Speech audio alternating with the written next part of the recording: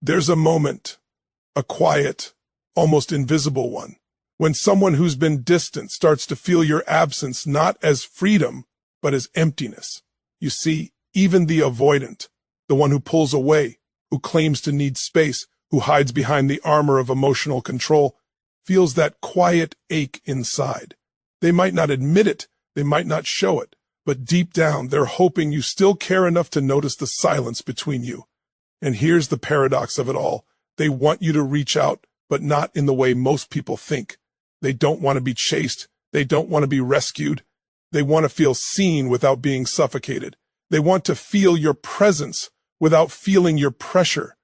Because deep inside their independence lies a longing to be understood by someone who doesn't demand, who doesn't control, who doesn't take their walls personally. You see, avoidance isn't the absence of emotion. It's the overprotection of it. It's love dressed in armor. They've learned that closeness often leads to pain, that vulnerability often leads to rejection.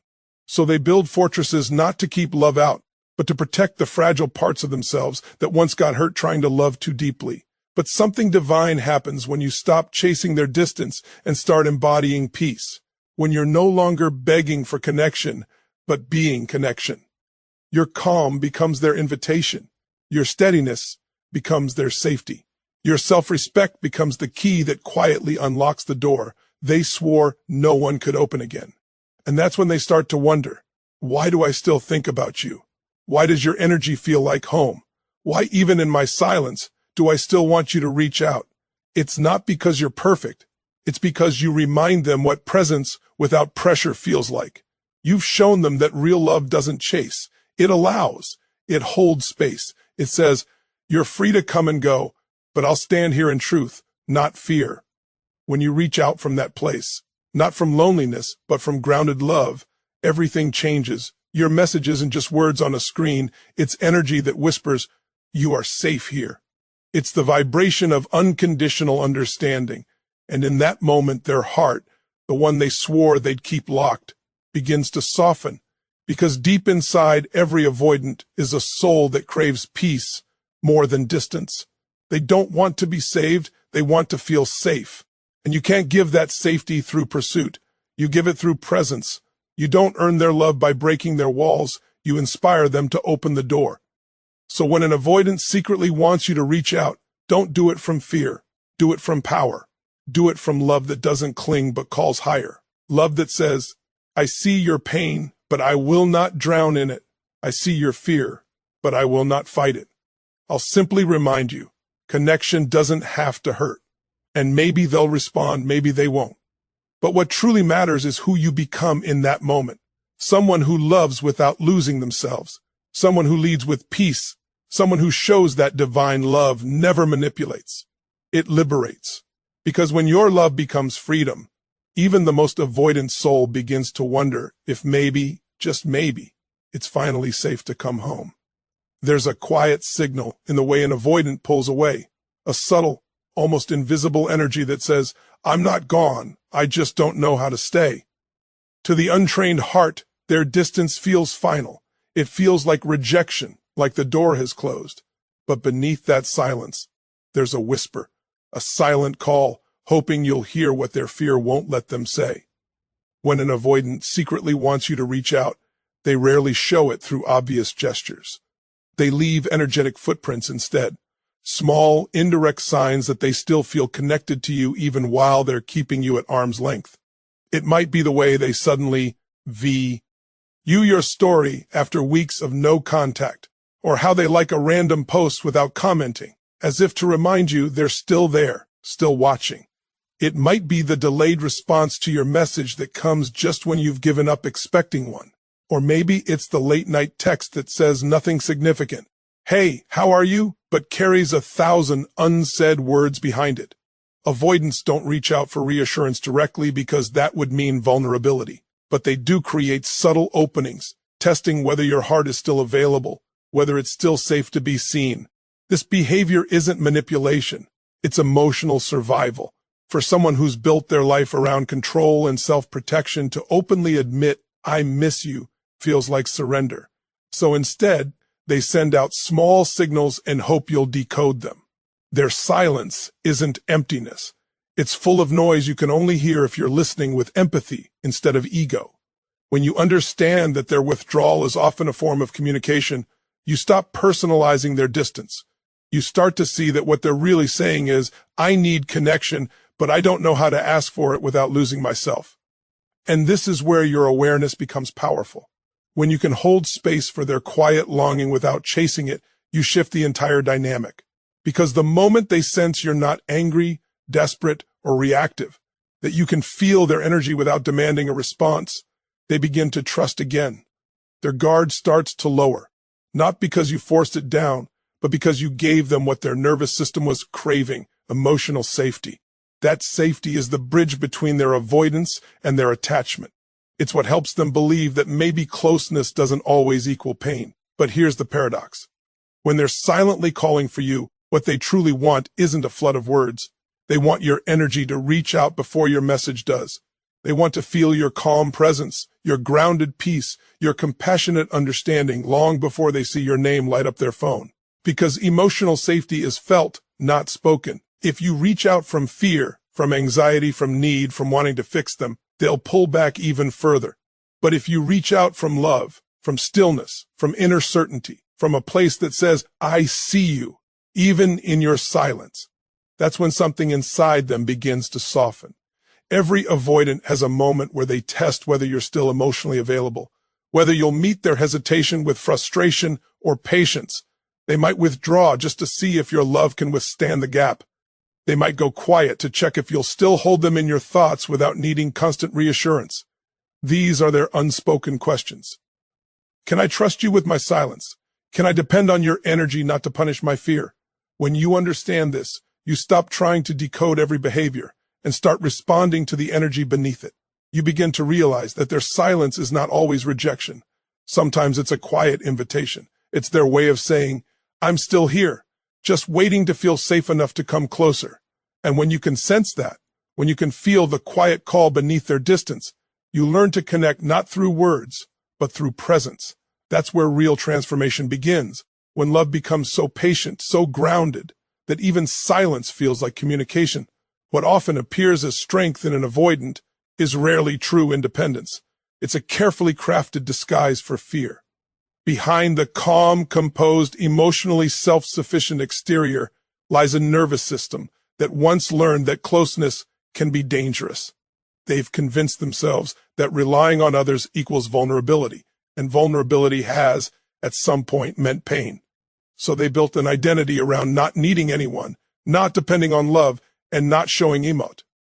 I'd make no mistake that independence isn't born of power, it's born of protection. What they call freedom is often the fear of being hurt again, wrapped in the illusion of control. When someone grows up believing love means loss or connection means chaos, distance becomes their comfort zone.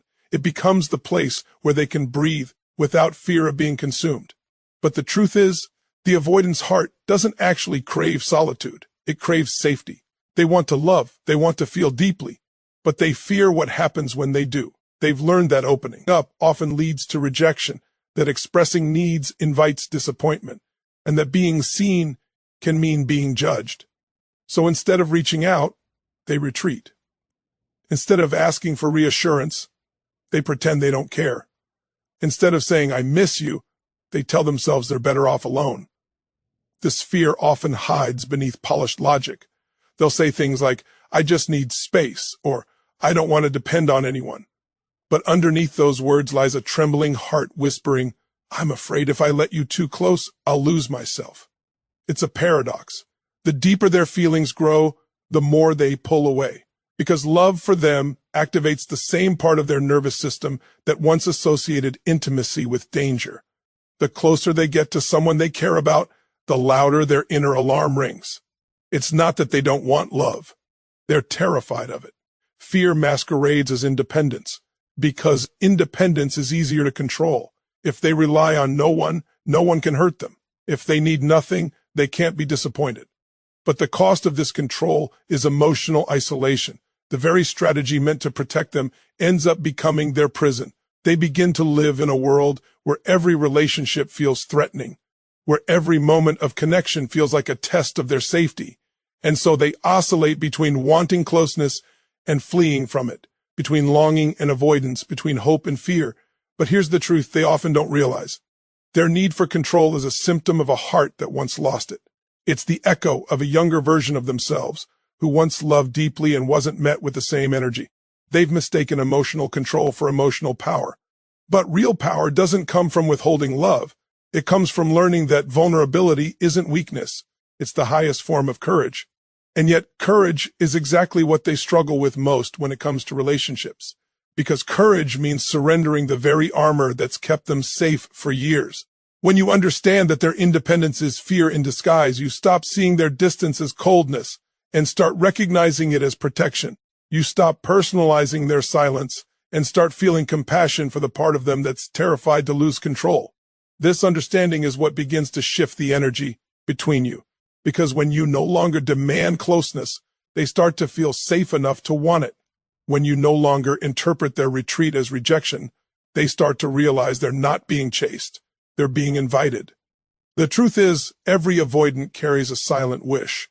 I want to love without fear, but they can only access that wish when love no longer feels like a threat to their freedom. That's why when you bring calm, grounded energy, when your love says you're free to come close and you're free to take space, their fear begins to lose its power.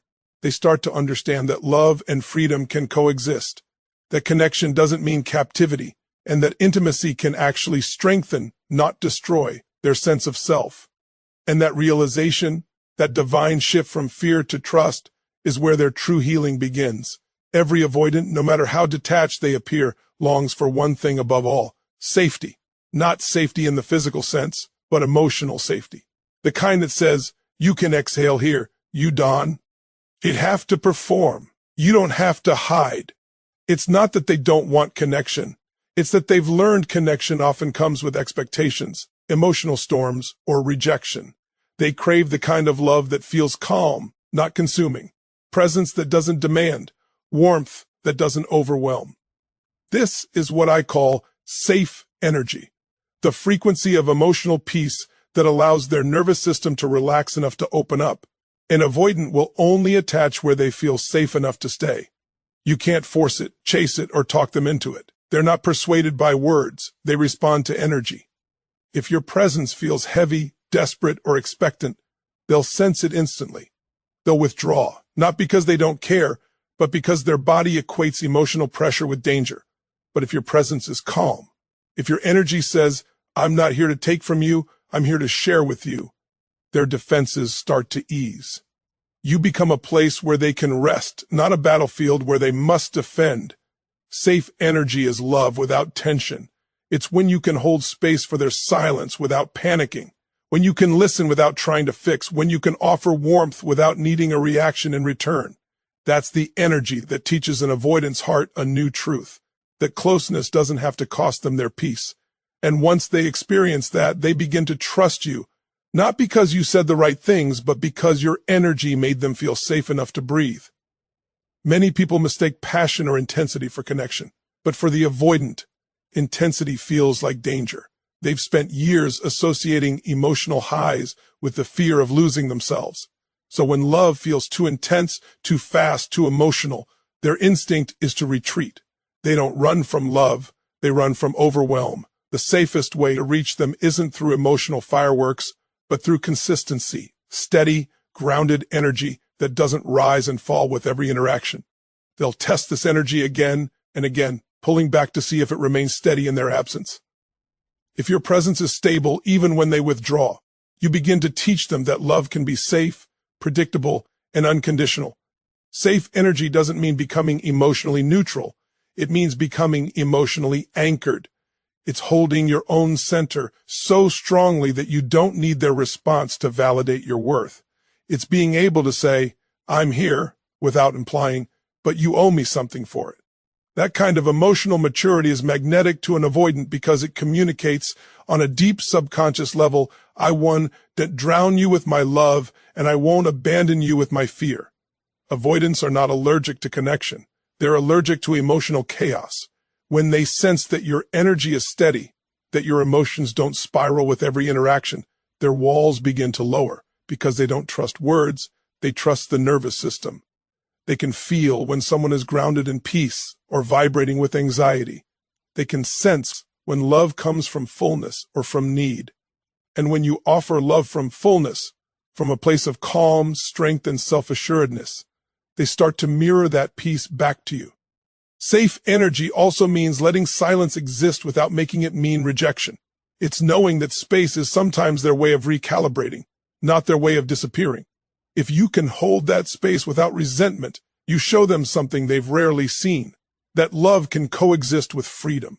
That's when they begin to associate connection, not with pressure, but with peace. And over time, that peace becomes irresistible, because peace is the one thing their hearts have always longed for, but never trusted enough to receive.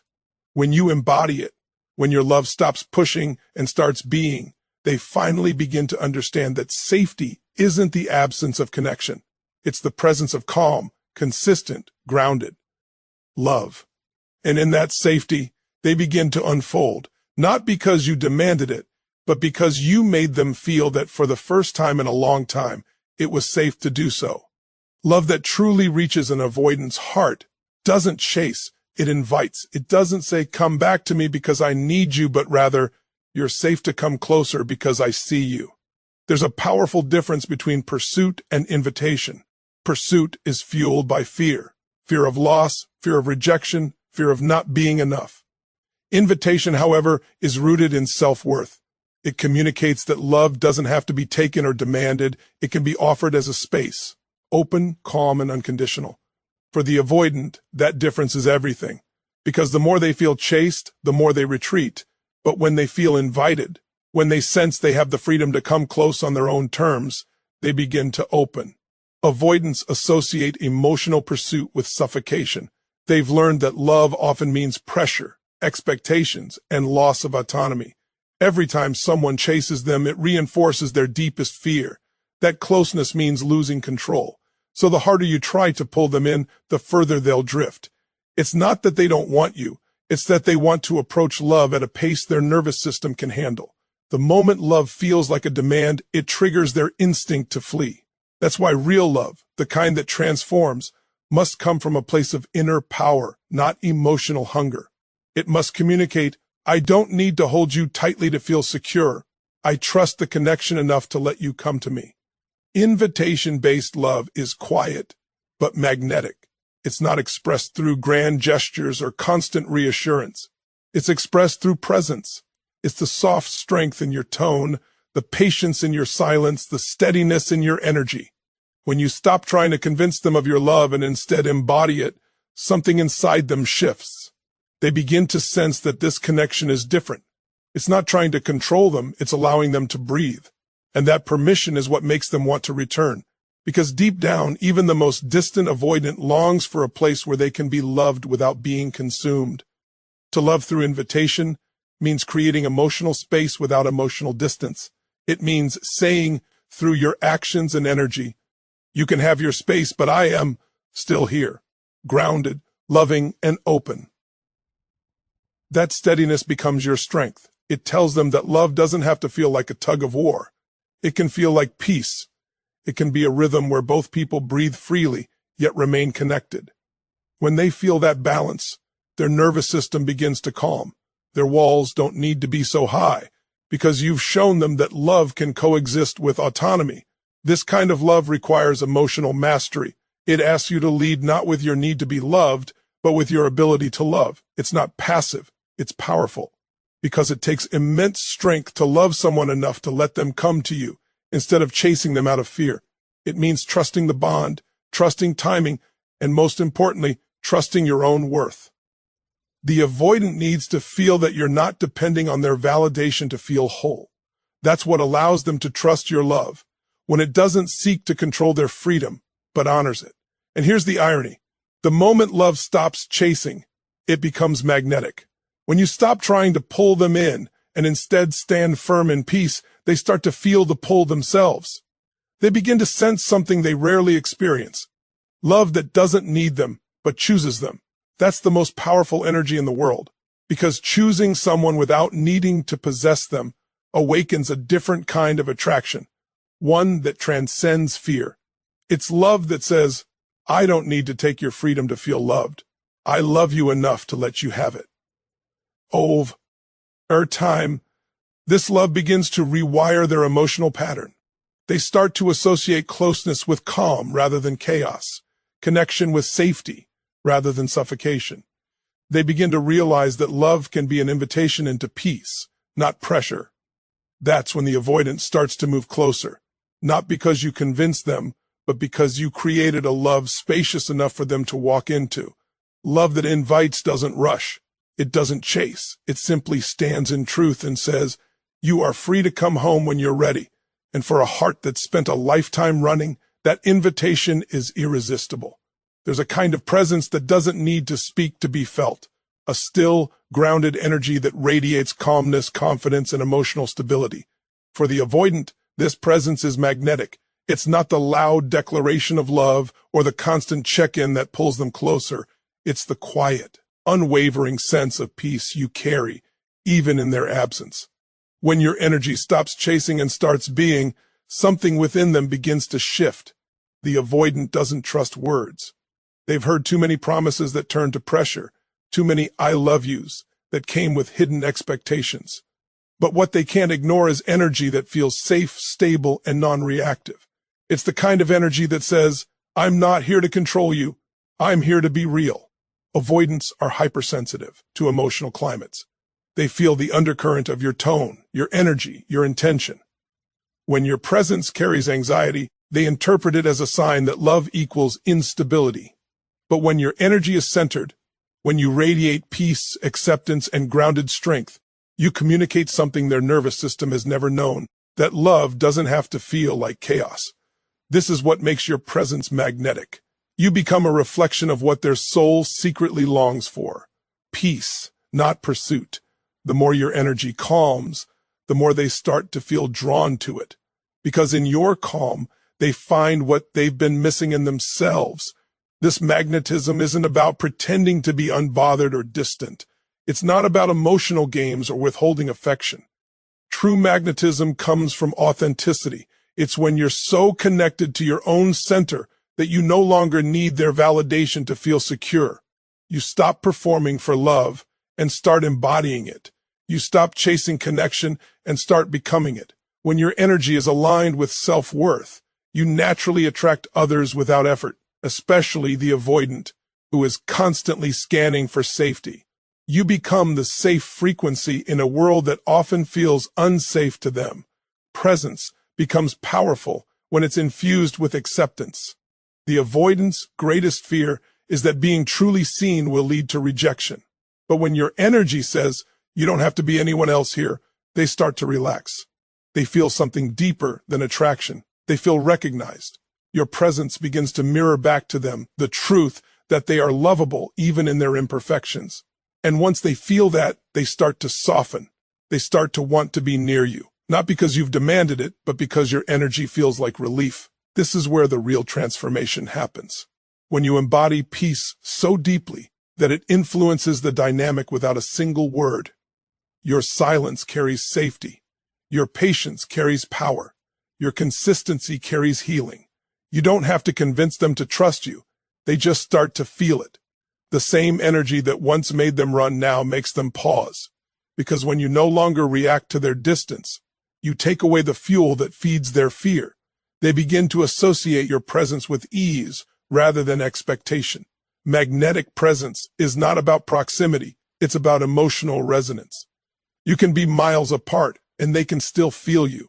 They can sense when your heart is grounded and when it's chaotic. They can feel when your love comes from peace and when it comes from pain. And here's the truth. People are always drawn to the energy they want to experience more of. When your energy radiates calm, acceptance, and strength, it naturally pulls them closer because it awakens a forgotten part of them. The part that wants to rest in connection instead of run from it. The beauty of this kind of presence is that it's effortless. You don't have to reach out constantly, chase, or explain your worth. Your energy already speaks louder than your words ever could. The avoidant may not know how to articulate it, but they'll find themselves thinking of you, wondering about you, missing your energy. They'll start to crave the peace you embody because in your presence, they finally feel what they've always been searching for. Love without pressure, connection without chaos, and intimacy without fear. And when they realize that, they'll return, not because they were persuaded, but because your peace became their home. When you decide to reach out to an avoidant, the most powerful thing you can do is to come from a place of strength, not pain. Too often, people reach out because they're lonely, anxious, or desperate for closure, and that energy always reveals itself, even between the lines of a simple message. The avoidant can sense when love comes from need rather than power, and that's when their defenses rise. But when your reach out is grounded in calm understanding, when it carries no demand, no emotional pull, just a quiet, sincere energy of connection, it lands differently. It doesn't invade their space. It invites them into safety. Because what the avoidant truly needs isn't another person trying to fix them, but someone who sees them clearly without judgment or pressure. Reaching out from power means you've already done the inner work.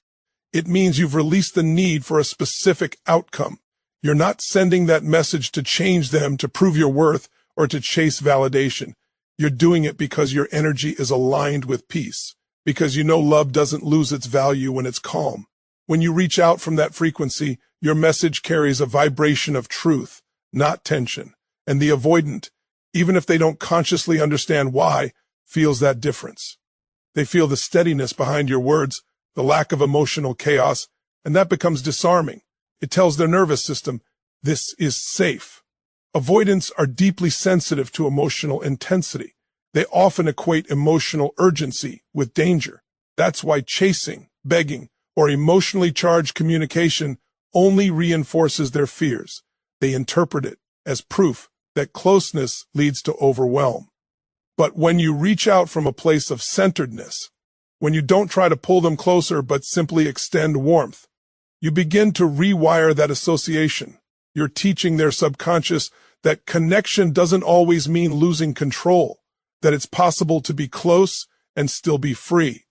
That's the essence of reaching out from power. It gives them room to breathe while keeping the door to connection open.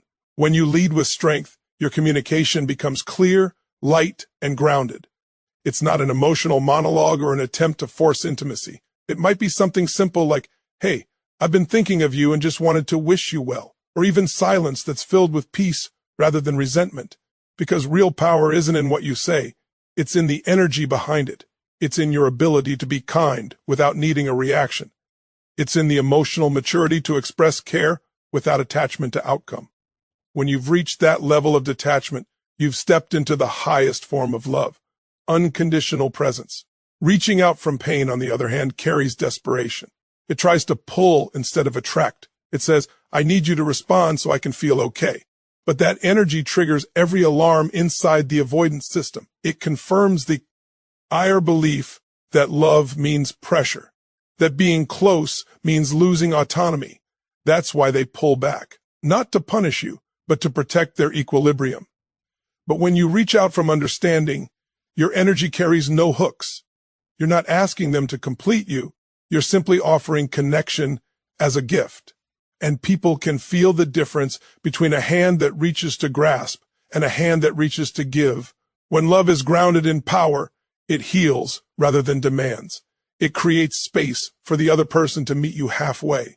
Even if they don't respond right away, something in them begins to soften. They start to sense that maybe closeness doesn't have to come with loss, that maybe love doesn't have to be a battlefield. You've shifted the energy by becoming the peace they can return to rather than the storm they must avoid. So when you reach out, do it with your energy first. Take a deep breath, connect with your center, and remember, you're not reaching out to get something. You're reaching out to give presence. Because when your love comes from wholeness, not emptiness, it becomes a force of healing. It reminds the avoidant what real connection feels like, calm, unconditional, and free of fear. And even if they don't say it, they'll feel it. Because love that flows from power doesn't need to convince. It simply is. It carries truth, stability, and peace. And that kind of energy always finds its way home. Thank you for walking with me through this journey of understanding, healing, and love. If this message has touched even one corner of your heart, then it has done its work. Remember, love isn't about chasing or proving, it's about becoming the kind of peace that others feel safe to return to. Keep growing, keep softening, and keep choosing presence over pressure. You are stronger, wiser, and more magnetic than you realize. Until next time, take a deep breath, trust the process, and know that the right connections will always find their way back to your calm. Goodbye for now, and thank you for letting me speak to your soul today.